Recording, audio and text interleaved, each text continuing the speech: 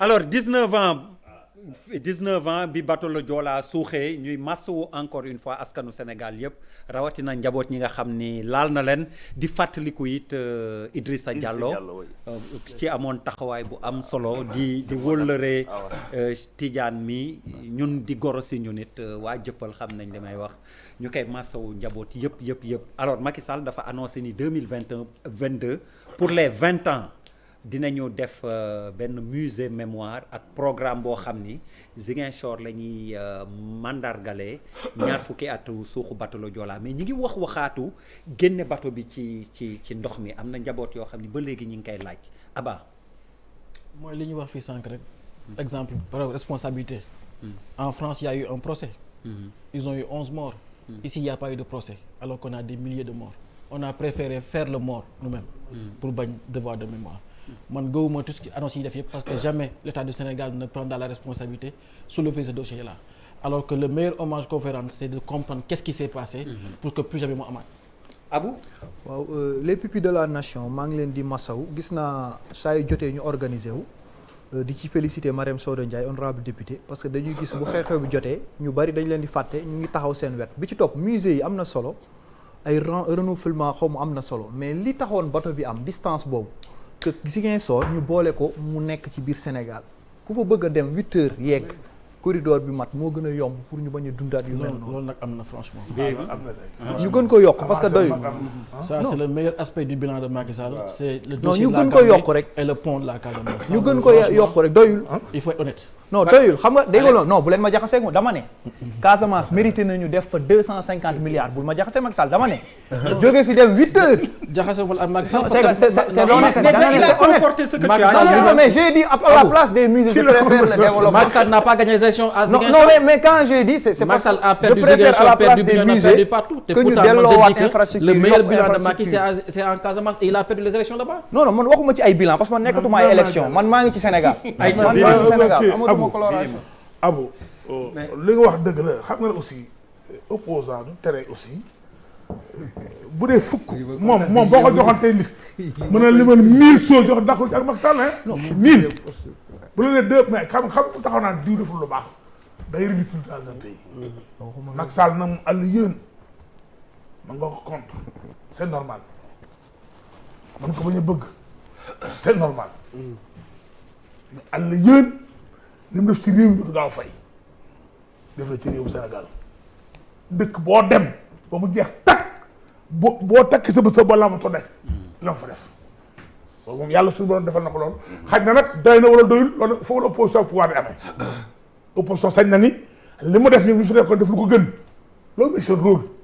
ñun ñu kañ li fi def population bi jugé loolu mooy wax mais dégg nga wax la mais bateau le Joola et puis bateau le Joola du woon nag bateau le Joola bu doon def 1000 ans di métti ci réewum Sénégal góom la boo xam ni mooy plaie bi nga xam ni Sénégal yi ñoo ko bokk dafa man heure bu ko déggee dafa mel ni am lu dañ ci damay éviter di ko déglu parce que day am lu dañ ci man parce que tiis bu metti musu am Sénégal bu toll nii dafa metti maa ngi ñaan bépp gouvernement fu man di nekk loo mën a jàppale ñu ci bokkoon du affaire lii affaire bateau le Joola warul nekk affaire politique ay opposition pouvoir ñëpp war a ànd bokk ndey bokk bàyyi xool solution bi gën ñu jàppale ak famille yooyu gis nga boo amee ay xarit man j'ai des amis en Casamance damay liggéey ak université bi kii mais boo ci amee ay nit ba ñu nekk la seen famille ba ñu nekk la ni mu demee da nga tuddaat yàlla xam ne lu métti la c'est que ça fait mal ça fait mal et ça fait très mal der politicien société civile parti au pouvoir ñëpp war a ànd xool lan moo gën lan lañ war a def pour jàppale ñu bokkoon ci bateau le Joola bateau le Joola ça fait mal ça fait très mal yal na leen yàlla xaari àjjana ñoom ñëpp yal na leen yàlla teral yal na leen yàlla teg loxoom ci ay seen njaboot mais quand même maa ngi ñaan daal na ci ñëpp jàpp seen doom yi ñu bàyyi état na ci gën a góorgóorlu seen njaboot yi ñu bàyyi na ci état gën a góorgóorlu ñun ñëpp nañ ci jàpp ku ci man dara na nga leen jàppale vraiment Batalo Joola c'est autre chose dans ce pays. Badara c'est vraiment autre chose. waaw lu triste la. comme ni ko grand bi waxee. très sincèrement li ñuy njëkk a wax mooy allahumma ixfir lahu warhamhu képp ku ci gaañu di góor allahumma ixfir laha warhamha képp ku ci gaañu ci jigéen ak ci yeneen diine Batalo Joola moom très sincèrement gis nga père dafa laaj mouchoir mi ngi tuur ay xéewal parce que nee na mënu ci wax sénégalais yëpp lay affecté très sincèrement buñ ci wax sax des fois traité ko en profondeur ci yi nga xam ni mooy manquement yi sax dafay diis parce que dafa metti da nga tudd sànq grand Idrissa Diallo muy nit koo xam ne gis nga politique am na ñu ko def ak ay valeur ba dem am na ay nit yoo xamante ni yow sa bopp da ngay fier ci identifié wu ni kii sama grand frère la kii j'ai travaillé avec lui parce que il a incarné des valeurs ba bi muy sangoo suuf mbiru Batalo Joola boobu ba ci dédommagement yenn yi dañu woon ñu leeral yenn yi moo ko gënal dafa bokk ci ñuy jëlul xaalis boobu mu doon yoo xam ni booy creuser comme ni ma wax sax da ngay dugg ci yenn yi mais en tout cas lu tiis wu metti la te grand bi comme li mu wax plaie la boo xam ni pour mu cicatriser lu metti lay doon parce que comme nii boo ko waxaatee léegi nii nit ñi jooy ay mbir la yuy dal ci ay réew bu nekk peut-être am nga benn xeetu drame bu dal sa kaw mais bii Sénégal moom jàpp naa ni li nu gën a dal mu marqué ñu non Batalo Joola moom bu yaakaar naa mooy bi gën a rëy di ñaan yàlla na fi lu mel noonu bañ a amati ba Sénégal ba buftu bay fay di ñaan yàlla négligence ci képp ku yor poste de responsabilité nga xam lan la responsabilité toll ku war a changer moteur changer woo ko ku gagné marché war a def loo xamante ni 100 000 lay jar nga def 50 000 ku war a defal tali war koo def tant de mètres nga wàññi ko ku war a def ñetti couche nga wàññi benn couche ku war a changer réacteur changer woo réacteur les conséquences peuvent être tellement énormes ba yow mën ngaa rey nit deewaale yow gis nga sànq ñu ngi koy wax je fais une petite digression man par exemple man en général dama am chauffeur man du may dawal mais man tali Sénégal boo tàmmee voyage yi ñun ñii di tàmm génn mais man tali Sénégal tuuti na ba jaaxal ma barke yonent bi da nga naan lii ban norme la ñu defaree xeetu tali yi à n'importe quelle minute nit ku génn mën ngaa tase keneen ki mu jël la étroitesse nos routes là bu dee da ngay yàgg a voyager même boo dul dawal daf lay choquer c'est pour dire que parfois il faut ñuy convoquer humanité wu nit ñi mooy cette fois que Bouba di wax ni cette énergie positive ces ondes positives yi ñuy am ci am une foi en Dieu une foi forte qui nous montre que ñun c'est important. tel était non sérieux parce que il faut mu xam li mu gëm il faut mu xam li mu gëm da ko war a même defaat ci biir li muy liggéey mu jàpp ni liggéey jaamu yàlla la parce que ni ma koy waxee pourquoi c'est esthétique c'est pédagogique je veux pas parler des manquements yoo xam ni doon nañ ko wax te dafay réveiller ay plaies wu ay nit yoo xam ni perte nañ seen ay waajur yàlla na leen yàlla yërëm te yéexal Papis waaw damay saluer mémoire u disparu yi Batalo Joola moom xam naa doo ci wax loo ci waxoon et puis comme suñu doyen mu ngi am réaction bi je vous dis que lii rek c'est la photo du jour ou de la soirée avec l'image de l'invité pour dire que les choses qui devaient être faites ne sont pas encore faites et elles doivent être faites. Bouba waaw bon je pense que ça fait combien d'années léegi 19 ans dafa yàgg ñu bëri juddu nañ ci ba am ci soxna sax wala ñu am ci jëkkër donc da nga leen di ñaanal rek et mu servir de leçon et je pense que bokk na ci même bu dee drame la bokk na ci histoire du Sénégal te histoire moom dafa am lu positif ak lu négatif mais même bu négatifee droit de mémoire boobu dafa war a exister ba nga xam ne nit ñi dañ ciy inspiré dara mën na am nit ñi inspiré aussi ba nga xam ne déwén ils font tout pour que mu bañ a amaat et je pense que ça c'est important et voilà dañ ko war a convoquer à chaque fois mooy li Badara doon wax convoquer aussi ku nekk sa responsabilité ci société bi li nga war a def nga def ko. Oui. Malade. Le projet est très intéressant musée mémoire parce que mémoire mooy li nga xamante ne boo ko fi bàyyee mooy ñiy ñëw ëllëg pour ñoom la et ça c'est très important mais nag na gars yi liggéey ci contenu bi bu baax a baax wax ci li nga xamante ne moom moo xew ba pare mu am jeexital ci ñun ëllëg ci nu ñuy yoretee bateau bu ñu neetee ñaata nit ñoo ciy dugg ñu yemale ci nit ñooñu bu ñu nee nangam ñu doxalee affaire bi ni ñu ko war a doxalee ça pourrait nous éviter de telles catastrophes. alors Tidiane Konté ñi ngi jéggalu vraiment ci sa réaction bi ak gis-gis bi. c'est normal waaw c'est normal fii la Idrissa Diallo toll woon la ak choc bi nga xam ni bateau le Joola def na ko ci conscience collective bu Sénégal ñu lay massawu encore une fois di massawu njabootam ak njaboot yi ci loru yëpp gis-gis bi ci topp alors yaa ngi ko doon wax sànq Malal. Cheikh Niass dafa faatu. ci xibaar ci pavillon spécial hôpital Le Dantec la ko defee 39 ans arrestation bi ni mu demee ak ba ni mu mujjee nii yëpp waa droit de l'homme yi nee nañ dañu bëgg ñu leeral. Cheikh Niass naka la ñu def immigré doomu Sénégal bu doon dund France ñëwoon fi pour màggal ba mujj faatu. man xama en fait il a été arrêté par la police de Wakhinane. Personnellement moi je voudrais parler au commissaire de la police de Wakhinane parce que du ma ne moom la mais ces éléments sur le terrain ni ñuy interpeller les jeunes là dina mës a jur ay situation yu gën a compliqué moi je connais bien ce quartier voilà dëkk xam naa ko quoi donc nit boo koy interpeller une histoire de carte grise nit ko mu ngi dawal oto yorul carte grise ne la est-ce que mën naa jëli sama carte grise après il y a eu des histoires de xëccoo werante et cetera alors que tranquillement tu pouvais lui permettre de faire ça kii mu ngi jógee màggal il faut aussi que nit ñi entre la police et les citoyens dafa war a am une communication. waaw am na yoo xamante ne souvent nit parce que am na ay éléments yu ma ci dégg seen tour et à chaque fois seen tour dafay revenir at ñun ba ci suñu biir centre bi des fois dañuy ñëw rek dugg foofu quoi jàppante ak nit ñi et cetera am na yoo xamante ne ëllëg après li muy jur moo nar a graaw il y a man am naa ay boy yoo xamante ne ci dugg foofu dugg ci centre bi boy nii nana nii ba ay loxo damm ci donc en fait il faut que aussi ñu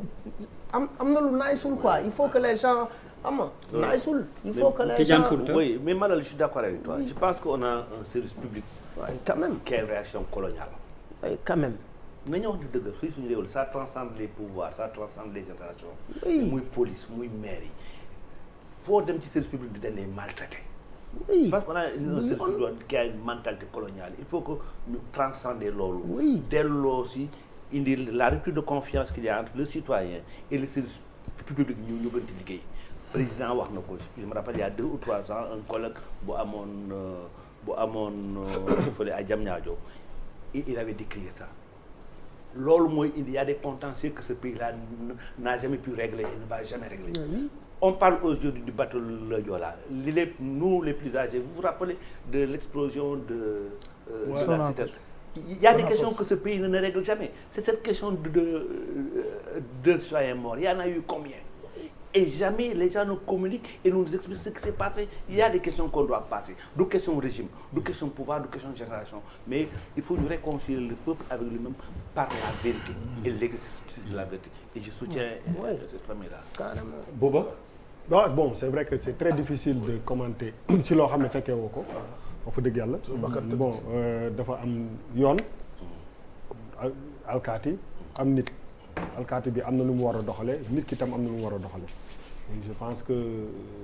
boo fekkeewul effectivement mën nga il faut nga am tuuti réserve pour ne pas aussi incriminer peut-être ay nit yoo xam ne peut-être que demee na noonu wala demeewul noonu de toute façon lu mel ni mooy li avocat yi wax rek il faut que en tout cas mu leer mooy li ma doon wax rek dafa am mooy li mu doon wax sànq ci affaire communication passeport diplomatique yi dafa am dara bu xewee nit ñi dañu war a génn moo expliquer ne diw de lii moo ko dafa faatu condition yii la maintenant enquête bi du muy gën a poursuivre nit ñi mën a xam parce que dina éclairer lu bëri parce que am na ci àddina bépp am na ay alkaati yu baax am na ay alkaati yu bon doo incriminer ñëpp rek ne bon ñëpp dañu kii mais li am solo bu am solo mooy fépp foo dem ci àddina bi aussi dama lay jox benn exemple dama nekk di dawal oto nit alkaati ne ma taxawal New York ma taxaw mu ñëw ne ma jox ma sa permis ma jox sama permis mu xool ne ma yow sa permis bi nekk na dañ ko suspendre te man xaw ma ko ma ne ko mun na waaw mu ne ma génnal ma génn mu ne ma bootal say loxo ma boot mu takkal ma ñaari lam ma dugg ci biir oto bi toog di reetaan mu ne ma looy ree ma ne ko man musuma woon ni naa def li mais pour te dire que yoon dafa am loolu la dama kii musuma dal musuma ko te xalaatuma ko woon te loolu la procédure bi wax après ma dugg dem mu xool après bi ñu xoolee bàyyi nañ la mais da ngay def fay amende pour te dire que rek yoon am na lu muy wax donc ñu jéem a matal yoon aussi matal pour éviter aussi yenn kii mais comme fekkee wuñu c'est très difficile d'avancer xam nga yenn propos yi yoo xam ne doo Papis waaw man sans rentrer trop dans les détails damay dugal léegi ci efficacité travail police c'est-à-dire aujourd'hui dans plusieurs pays par exemple cas yu mel ni lu mën a am même boo fàttee sa permis quel que soit policier bi fu mu monté gendarme bi quel que soit l'endroit pour vérifier dès lors que oto bi am na immatriculation il y a toutes les informations carte grise boo ko yor parce que on a vu dans d'autres cas ay ñoo xam dañuy fàtte seen permis mais le policier il vérifie avec son matériel que yow am nga permis mais yorloo ko mais il te laisse passer. Je veux dire par là que dafa am incident yoo xamante ne waru sax créer ay arrestations wala ay morts. On est en 2021. C'est ça le problème, c'est ça qui est vraiment déplorable quoi.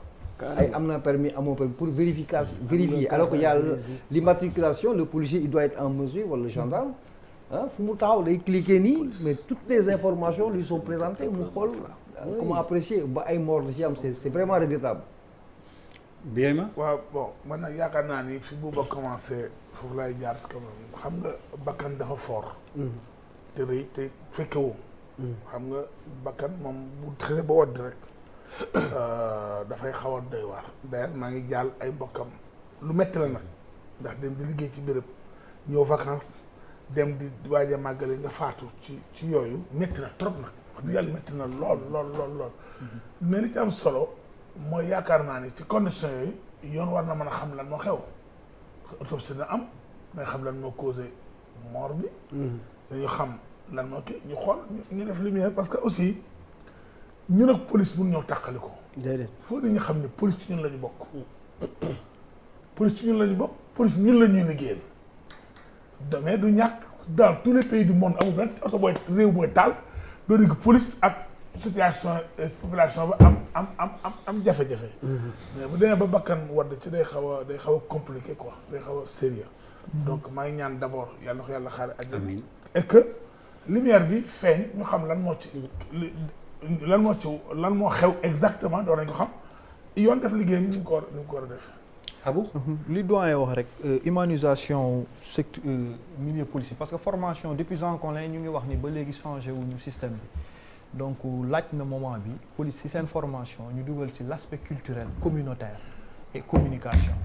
parce que da ngay gis policier aussi li xew ci màggal gi am na gendarme bu ñu faussé te pourtant da doon defar circulation nga gis policier buy def intervention comme kaw Fodé Ndiaye pour sécurité publique mu jël bakkanam dem ci comme ñoo bokk liggéey bi ñu xool nan lañ leen di former parce que génération en génération booy dem recrutement du ñu bàyyi xel ci loolu beneen bi stop mooy les conditions de détention au Sénégal nga ne Sénégal xamuñu présomption d'innocence il faut que loolu aussi tamit nit ñi waxtaan ci droit de l'homme si toog waxtaan ci ñu interpeller ci président ministère de la justice parce que bu ñu la jàppee fi ñu leen di teg le temps que ñu lay déférer c'est pas des conditions humaines yuy dugg foofu parce que erreur day am même bu fekkee dañ ko condamné sax warul dem police jëlee fa feebar warul dem police aussi nekk ci condition yoo xam ne après mën na ko indil ay problème mën nañ leen def fu normal ci ay néeg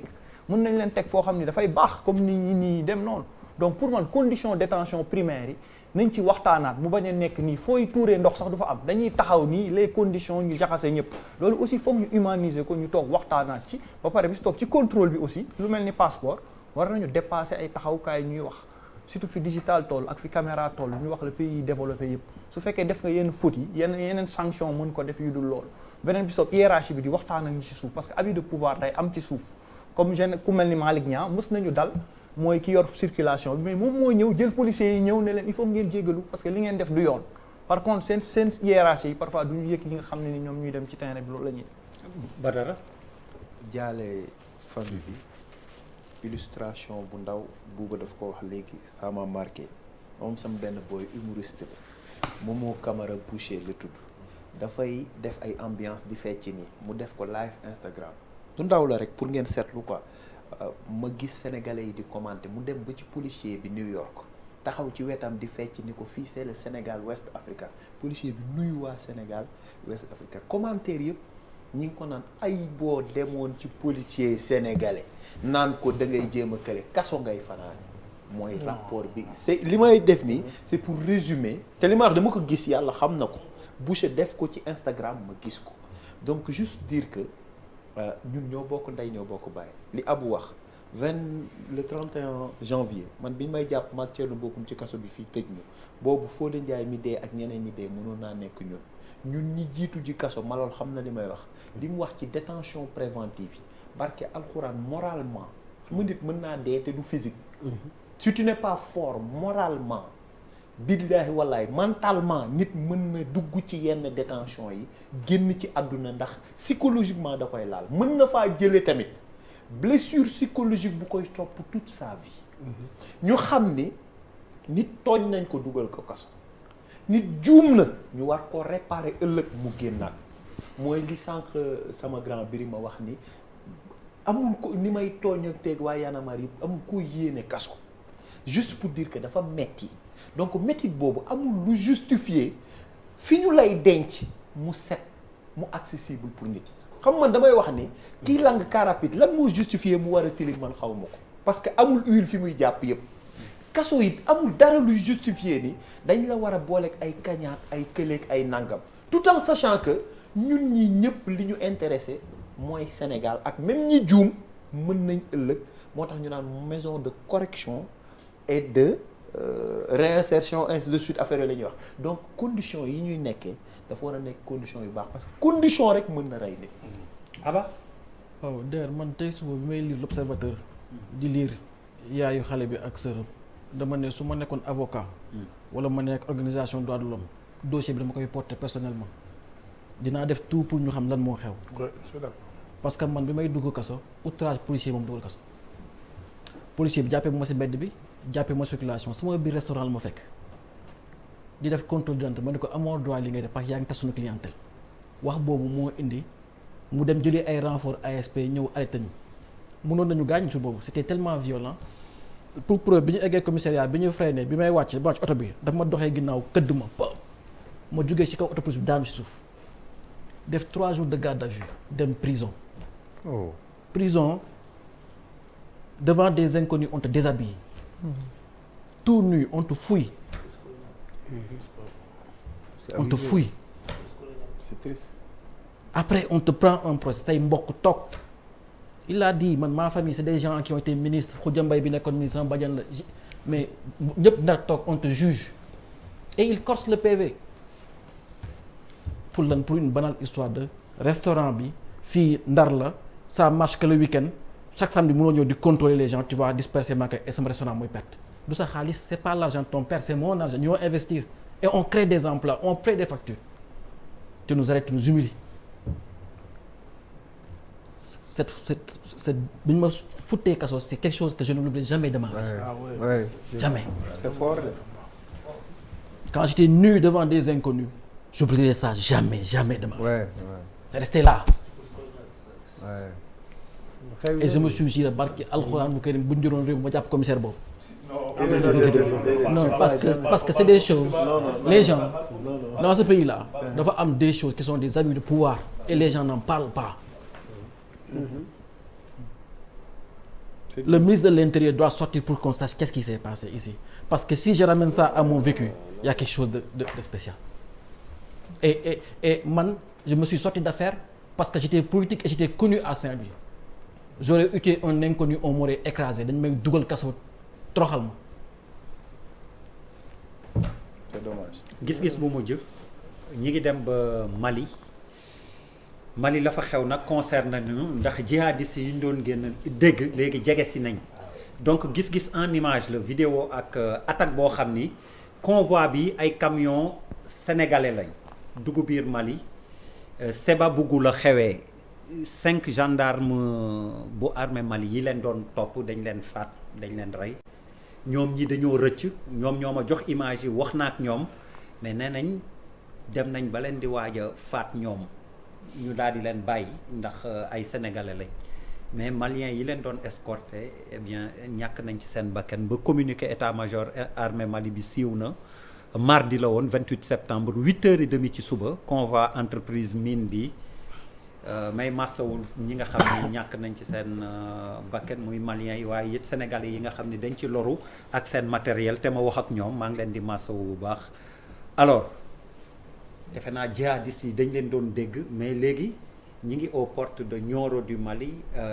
ak Kaay te boo ñu nee Kaay yaa ngi ne Sénégal ñu bàyyi leen xel. non y a pire que ça au Mali présentement. mais lim ñu jege la léegi. dama ne biir Mali yaa suñu jege sax man mi wax ak yow dama jox exemple. J'ai un grand frère de même père et de même mère. chauffeur la camion di dem Mali di ñëw. je ne peux en parler parce que man sax jooy quoi. le grand mu dem yàlla def na accident comme Sénégal yi mais. fiir nit fiir sax waaye dafa doon ko dàqee pour di ko àgg kii daanu gaañu gaa yi jàpp ko accident dañ ñëw police dañ ko yeew comme ñu def golo di jël paaka di dagg tànk bi pour amputer ko. c'est mon frère hein, de même père et de même mère man maa topp ci moom. ñu yeew ko comme ñu def golo di boo xoolee tànk grand bi sa àdduna day tukki. ñu koy dagg comme ku yor benn xar sa doo ko daggee noonu. li am c'est inadmissible chauffeur Sénégal yi dañu sont en danger au Mali dañ leen di agressé di leen di couper lii dafa gën tey ay coupure de route dañ leen di tëj ci prison yi duñ fa génn. D'ailleurs permettez-moi de vraiment et très sincèrement de féliciter et de remercier l'ambassade du Sénégal bi nekk Mali. wax dëgg yàlla taxaw nañ ko taxaw bu rafet. ambassadeur bi jël na ay gendarme tu sais que grand bi mu génnee kaso ambassadeur dafa yónnee oto ak ay gendarme armé pour ñu jëli waaj ci biir prison parce que dañ ko rey ci diggante bu génnaatoon yóbbu ko ba ci biir ambassade bi téye ko fa jëlal ko avion mu ñibbi Sénégal ci accident c'est inadmissible. Ouais, c'est abusif. C'est vraiment abusif te ñaar réew yoo xam ne benn lañu.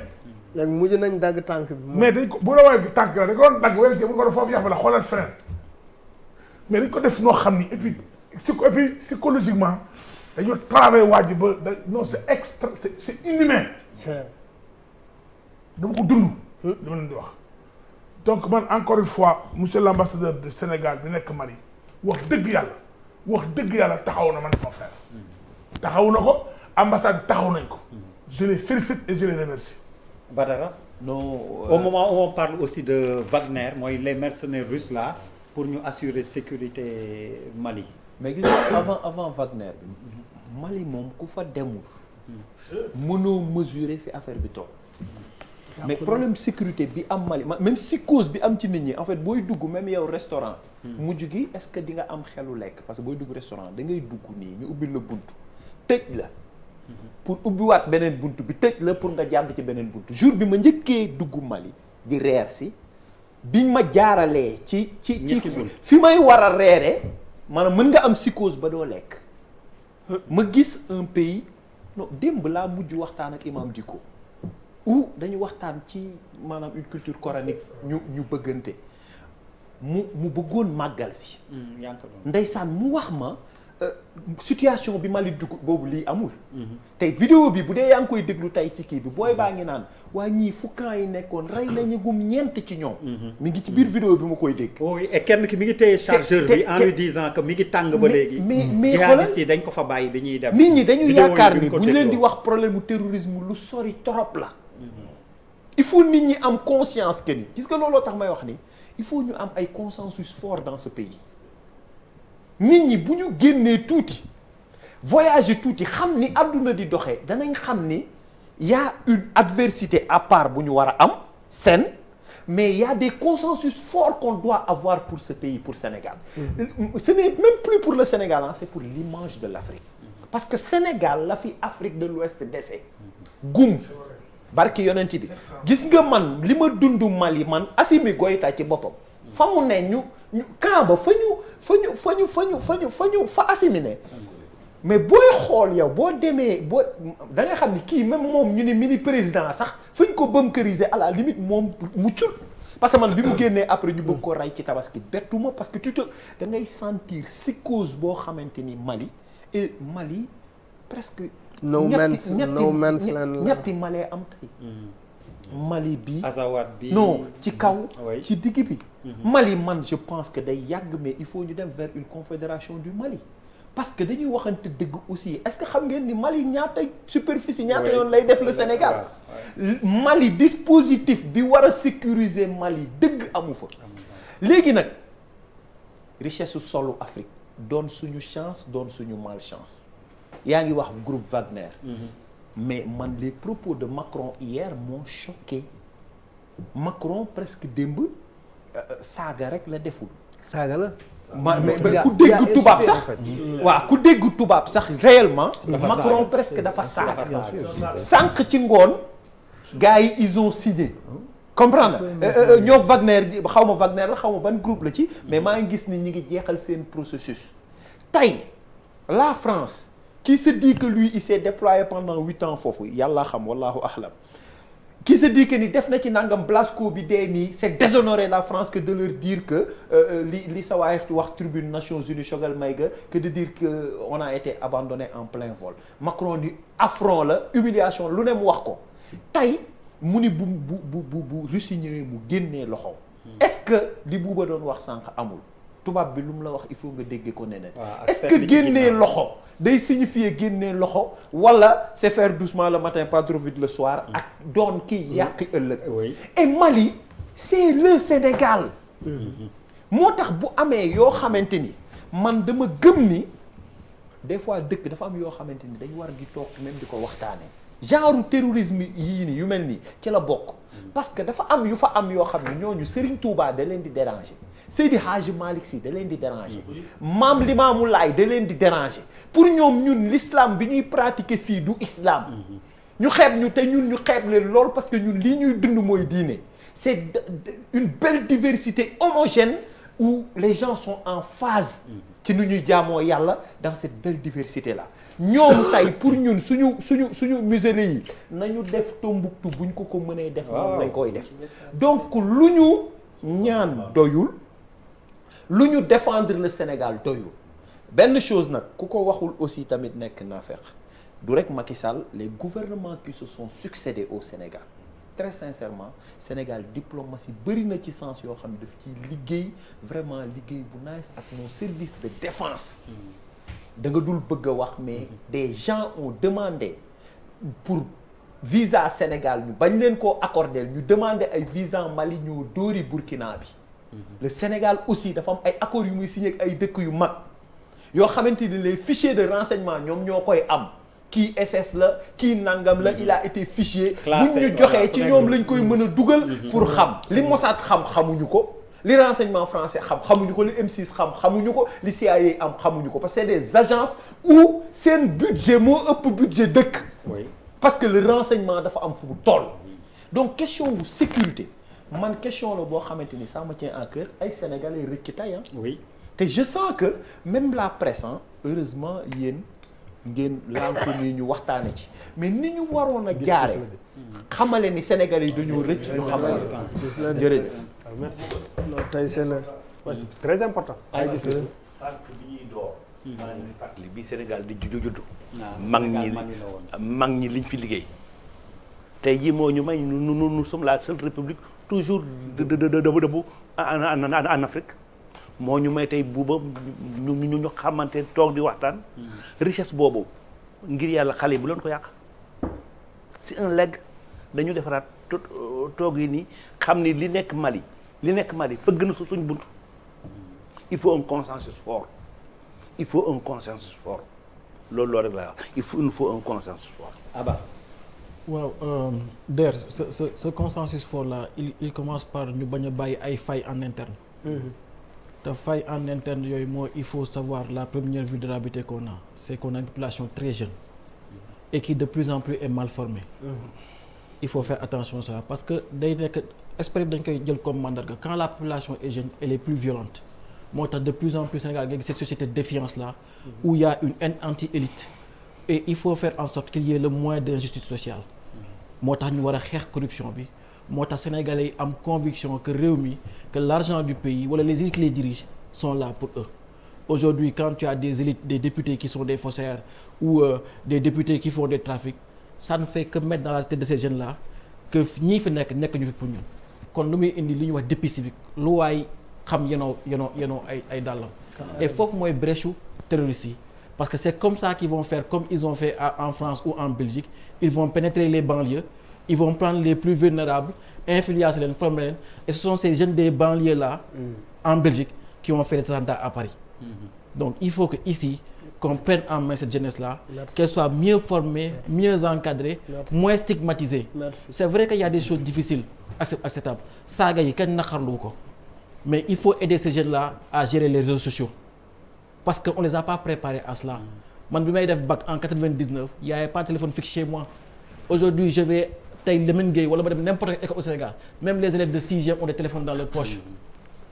Ma fille de 3 ans va directement sur YouTube. Du jaar ci man dafay dem YouTube saan bu saan bu gisul mu jël bés micro bi wax dessin animé mu ñëw saan saanam il a pas besoin de moi. da nga jënd téléphone yu 10 000 yi. am nga c'est juste pour dire que ces gamins là il suffit que man je sois moins attentif wala sama contenu ma surveiller ma ko mu influencer xale bi. Donc aujourd'hui on a tous une responsabilité c'est que cette jeunesse là. du pays il faut les encadrer. Il faut damay jox benn exemple rek. jël nañ benn groupe nekk section ville de Dakar conseil municipal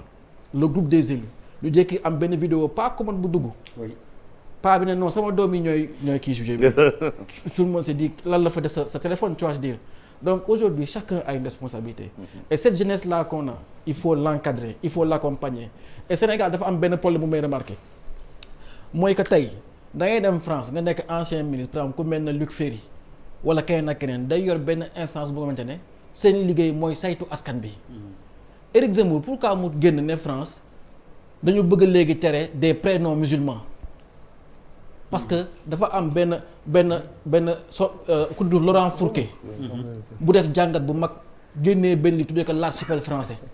mu wane ni que aujourd'hui y a plus de société française te si ay jàngat la ko teg mu ne en France maintenant 30% des prénoms sont les prénoms à consonance arabe. mu méngale ko ak la baisse des noms à consonance catholique. Il y a plus de Christian, il y a plus de Marie, il y a des prénoms de la mondialisation. Ay Donovan, ay Kylian. Et la société française tey baisse fréquentation des églises. Aujourd'hui en France on importe des prêtres pour un pays qui avait une matrice catholique. Donc ñun le pays change. Xoolal bi ñuy joxe ceeb bi dañu ne 1 million de ménages bi ñu duggee ci kër yi dañuy dugg ci kër yi indi saako ceeb ne non fii ñeenti njël moo fi am ndax paa bi moom kër gi. doom yi réussir ñu xale yaa ngi ci biir kër ku nekk tak sa jabar kii nekk Murit kii nekk Tidiane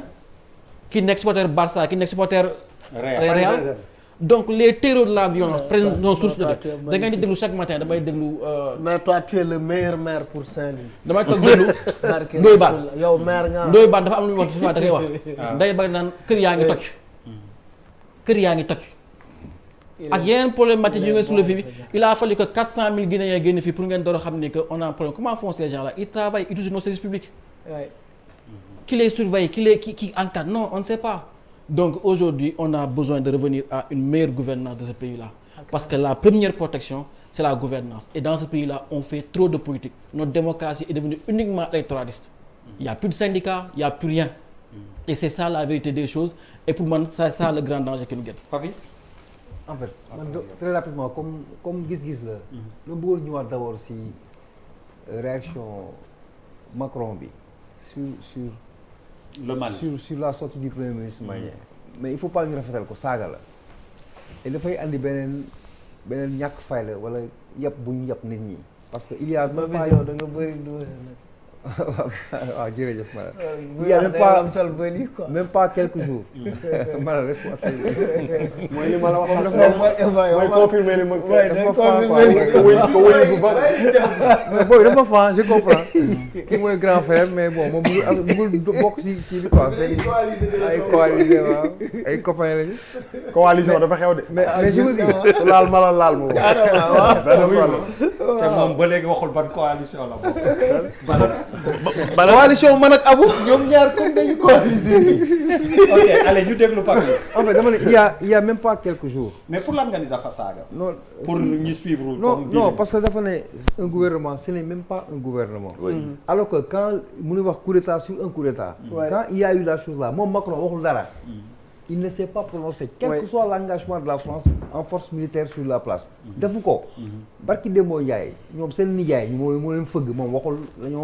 dañoo honte la États-Unis moo ñëw récupérer seen marché sous-marin yi. jël xaalis bi yëpp il n'a pas dit que c'est une honte au niveau des Australiens. il n'a pas dit que c'est une honte pour les Américains. ñoo noot leen nangu ko. pour introniser le fils de Idriss Déby. non je veux dire par là Yabel. intronisation la c'est dommage que du sujet muy benn aspect boobu. benn mooy c'est pour revenir aussi nag si Goïta l'homme fort du Mali. ou partiellement parce que Mali ay compartiments yu bari la. parce que am naa malchance su dem Sévaré Gao en période de crise avec délégation militaire je comprends la psychose qu'il y a parce que nous étions avec des officiers de l'armée sénégalaise mais nous étions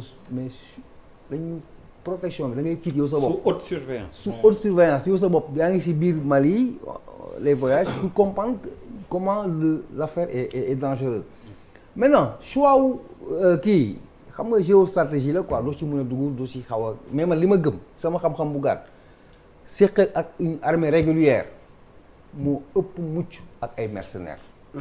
le cas de Bob Denard ça moom je le sais et je pense que gisaguma benn théorie bu ko infléchir. je veux dire par là que choisir des mercenaires au mépris d'une armée régulière comme celle française qui s'est engagée depuis un certain temps également je pense qu'il y a des choses à revoir. Bouba. ah c'est vrai que en tout cas ubbil nga brèche politiciens yi de ku ne dóor nga fi sa discours. ñaar gis-gis boo xam ni sujet la mujj doon. ñaar ñi danger sujet seen discours politique général yëpp dóor nañ ko. leer laa lay wax. brèche nga leen ubbil. ñi kay campagne yéen soxla du ngeen di campagne locale bi waaw. seen campagne mët na. bu question kan dóor kat lañ. buuba tax nga mën a comprendre événement bi ñëw. gars yi ñëw toj sa télé pour lan.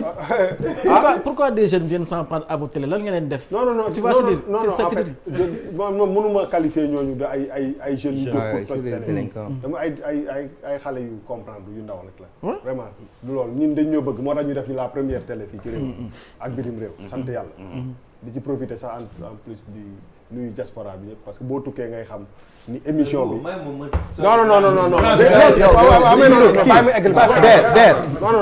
ñu ngi si gis-gis am nañ ci point de vue quand même. xam nga bu ñu tëj. voilà donc vraiment di voilà di ak malal yéen waaw di ci profiter rek quoi di remercier gars yi ci bëgg bi ñu bëgg émission bi yóbbante bi yëpp excellent mais di wax que ni bon gars yi li ñu wax lépp am na solo mais dafa am dara loo xam ne quand même je pense que jusqu'à preuve du contraire acquis le Sénégal et il faut ñu accepter ko quand même suñu armée yeeg suñu service de sécurité yi am na liggéey bu mucc ayib bu ñu def jusqu'à présent parce que ay acquis bu amee aussi da nga koy dafa am solo loolu benn affaire la bi ñuy ubbi ñu ngi ubbee ci màggal Touba bi religion bi plus que jamais suñu tarixa yi dafa gën a am doole gënul wàññeeku ay indication la yu am solo donc je pense que am na liggéey boo xam ne c'est même pas régime bi wala bële yàlla baaxee nañu boobu maintenant c'est des acquis yoo xam ne il faut les consolider préserver leen mais je pense que y a un travail quand même parce que bu liggéey amee il faut quand même ñu accepter que ni quand même Sénégal nu mu munti demee ba fi ñuy toll nii am na liggéey bu xarañ boo xam ne peut-être que nit duñ ko yëg ci kaw yoo xam ne ñi ngi protéger dëkk bi mi ngi xewee Mali day arrivé mais ci biim réew suñu xel war na mën a dal fu mu nekk nii parce que li ki Sénégal du ci dëkk yooyu. Ah bon? Donc c'est l'occasion aussi de remercier Alioune Tine le doyen Alioune Tine parce que au niveau de Africa Jom Center récemment dañ ci def ay liggéey yu am solo te bokk na sur les questions maliennes ku ciy liggéey dafa def ay recommandations keroog bi muy def restitution bi daf ñu invité en tant que société civile un jeune malien jóg taxaw ne ko souvent da ngeen di wax ay discours yu ñu comprendre ñoom ñu ngi foofu mais population bi ne ci àll bi ñi sori noonu ñoom dañ préférer sax parfois jihadistes yi gérer leen parce que le fait que état da leen sori tout à l'heure loolu la Abba doon wax dañu gisul état mu sori leen ñu nekk ci ay zones frontières yu métti sax ñoom bi ñu ñëwee gis ni ñooñu au moins ñu ngi leen di gëmloo ni seen àq ak seen yelleef seen côté diine ak seen yooyu jiitu leen ci ñoom ba ñoom ils préfèrent même gis ñooñu donc noonu ñuy jàllee ñooñu ñu nit aussi tamit noonu lañu ciblé suñuy frontières ñoom ñu wax ci loolu ci seen rapport boobu ñu def ak recommandation bi nañ ci bàyyi xel parce que PUMA comme programme yu mel noonu ak PUDC c'est des bons programmes parce que lii indi en général loolu bu ñuy pénétrer foofu la ñuy jaaree en général mooy zone yi ñu fàtte ñu nekk ci biir frontières yi nga xam ne dañuy du ñu am problème ndox problème courant problème lépp bu ñuy dugg fa la ñuy dugg pour mën a remonter bi ci topp ñu utiliser aussi suñu aile diplomatique côté religieux parce que gis nañu OCI Moustapha Cissé ñi fi newoon ak ñoom ñëpp mais tey Mali ak Cheikh Oumar Foutiyou Tall parce que Seydou Nourou fa la waajuram dëkk suñuy def suñu kii am fii omarienne bi presque ñoom ñëpp dañuy ñëw donc côté yooyu aussi day baax comme ni ko ñoom Alioune Tine waxee seen rapport bi ñu boolewaale leen ci pour que l'aspect religieux bi Badara doon wax ñu mën ko teel a anticiper beneen bi stop mooy président de la République dafa def benn discours bu am solo bi mu demee Nations Unies waxaale ci Sahel bi waxaale ci nu ñu leen mën a jàppale ci zone Sahel bi waxaale sur les réformes aussi du Conseil de sécurité de l'ONU ak l'ONU aussi format après guerre bi nan lañ ci mën a waxtaanee wala pour anticiper yenn yi loolu mu wax ci Sahel bi nag depuis après Tchad ak li xew fële dafa jot ce débat là ñu posé ko même bu fekkente ne dañ koy porter soutenir ko ci pour que Sahel Sénégal dugg ci biir bokk ci ñi nga xam ne dañ koy contrôler parce que Mali mooy zone fragile bi nekk foofu. Malal pour terminer avec toi. man nag dama am anecdote ci affaire du djihadisme quoi parce que 2015 bi ñuy jàpp au Congo moi je lisais j'avais dans mes valises un livre bu tuddoon le retour des djihadistes bi ñu Macky Sall di sauver quoi di sauver bi ñu Macky di sauver quoi comme certains voudraient qu'on le dise Aïcha, Malal continue. Les nouveaux militants là. Allez Malal. Enfin, on en rigole. Les nouveaux militants là. Ah oui. Malal, on en rigole. Militant de qui? De la République. De la République. De la République. Militant des droits humains. Et de la République. Et de la République. Et de la République. Ah, République du ma nangu ko yàq. République kenn du ko désacraliser. La République abîmée. Merci beaucoup. Voilà. Malal jeexalal waay. mais may lire wala Birima. dañ koy ñaanal. Birima maa ñàkk sens. gars yi ñëw quoi bi ñu jàppee yóbbu ñu agence nationale de renseignement ubbi samay sac gis livre le retour des djihadistes. xool fekk ma yoroon ay treuil militaire quoi ñu ne ah ok vous n'allez pas échapper aujourd'hui vous lisez le retour des djihadistes. Vous allez bien savoir que ce qui s'est passé en Irak ne se passera pas ici au Congo. Mais xam nga ci livre bi li ci intéressant mooy tout le développement que tu as fait, c'est-à-dire tout passe par la corruption. Quand nous sommes dans des états corruptogènes, finalement c'est la porte à tout. Aujourd'hui le Mali s'est embrasé parce qu'il y a la corruption, il y a certains secteurs qui sont abandonnés, une jeunesse oubliée, des terres qui devraient... Oui, non, mais je dis, il y a des terres qui devaient revenir à des cultivateurs, qui sont données à d'autres, etc., etc. Ni ñuy distribuer les ressources, la distribution ou bien la répartition inéquitable des ressources, bu ñu séddale bi bu ñu ko jaaralewul yoon bu ñu amul plus de justice sociale, on va aller vers des choses comme ça. C'est-à-dire tey xam nga même xam nga tey il est important ce que non xam nga tey suñu tarixa yi c'est un legs, tu l'as dit, c'est quand même très important. Mais il faut que talibé yi suivre bu baax a baax parce que dafa am benn déphasage entre ce que suñu xalif yi li ñuy recommander ak ce que ak werante yi talibé yi di werante. Est-ce que tu vois, donc il faut que ñu gën a góorgóorlu dans la perpétuation wala ci ni ñuy toppee li nga xamante ne moom la ñu kilifa yi digal loolu lu am solo la mais je pense que en Irak c'est passé par la corruption. En Afghanistan, c'est passé par la corruption, c'est pourquoi Afghanistan s'est embrasé, les talibans sont revenus, etc., etc. Donc en fait, il faut que ñu xeex bu baax a baax. merci Malal merci Badara. ñuy gërëm di sant ñi ñu àndaloon ñëpp